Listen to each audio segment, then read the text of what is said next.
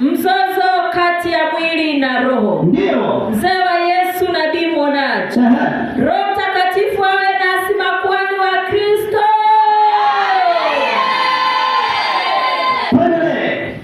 Mzozo kati ya mwili na roho. Shetani huanza kushambulia kupitia mwili. Unaona? Na mawazo. Ili kufikia mtu wa ndani.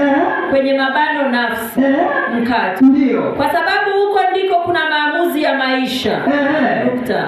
Mashambulizi husababisha vita ya ndani yako inayokufanya wewe mwenyewe kuingia mvutano. Ndio. Wa kuishusha chini roho yako.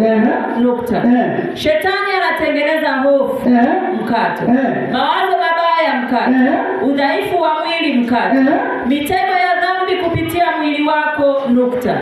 Hivi vikitokea vinaashiria kuna vita ya kiroho. Unaona? Miungu ushawishi mwili ili kuiweka nafsi yako kifungoni. Mkato. Ndio. Lengo ni lile lile. Kuchochea vita ya ndani. Nukta. Unaona?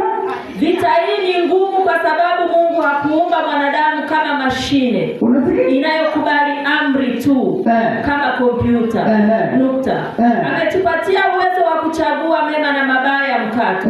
Ugumu upo ndani yetu wenyewe. Nukta. Piga makofi. Kanisa, kwa kupitia ujumbe huu unaosema mzozo kati ya mwili na roho, ina maana mwili wako na roho iko nguvu. Kuna ugomvi, kuna vita ya mwili na roho unapoishi duniani. Haleluya kanisa. Amen. Jua kabisa mwili na roho ni adui. Amen.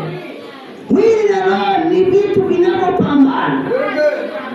Roho inakuvutia kukupeleka kwenye uzima. Mwili unakuvutia kukupeleka kwenye kifo. Amen. Kwa sababu mwili ulioumbwa nao ni mwili wa mauti. Ndio. Na mwili unatamani vitu vya dunia. Amen. Unasema amina. Haleluya. Mwili ni connection. Mwili ni connection. Au mwili ni mlango. Haleluya. Amen. Wa kufanya mioyo ya watu imilikiwe na machafu. Amen. Chanzo cha moyo kuvamiwa mawazo mabaya imeanzia ndani ya mwili. Mbona useme amina kanisa? Binadamu wengi wanamkosea Jesus. Kisababisho ni mwili. Amina. Leo umekuwa si waamini.